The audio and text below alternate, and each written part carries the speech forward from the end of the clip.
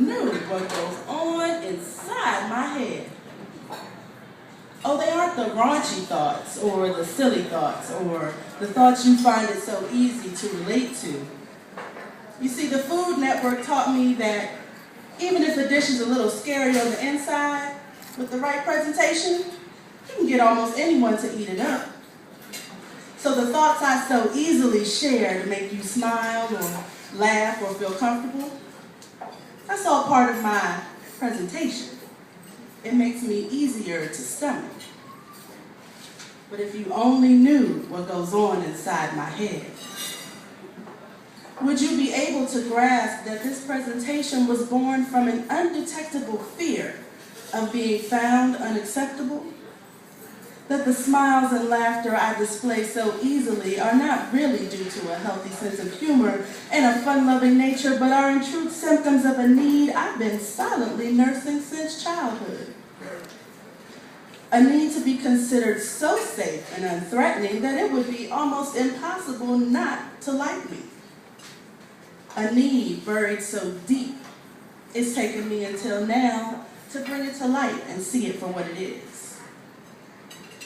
If you could read my mind, would the script be jagged from the battle my inner being constantly fights against my drive to be everything to everybody, desperately searching for a chance to be something, anything, to myself? Perhaps my mind would whisper to you in a sultry tone, giving voice to a sensuality that has struggled to break free from bonds placed by religion and society, both of which would label me sinner or slut, but would back away defensively were I to blame them for my inability to distinguish between modesty and shame. Would you call me a prude? Because I'm somehow stimulated but disgusted, liberated but uncomfortable, passionate but unsure of how to show it, sometimes even in my own bed. Or can you see that my unwillingness to engage in grown folk talk isn't because I think I'm better than you or am judging you, but because I'm still seeking permission from myself to learn how to truly let go?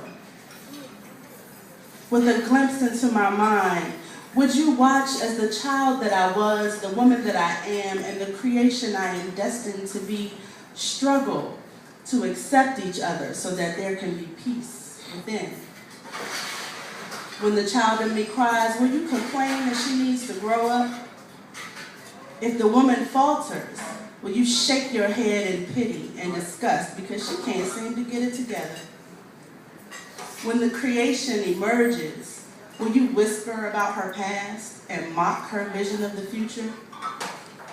Or in her story, will you find hope because maybe you aren't alone in this world after all?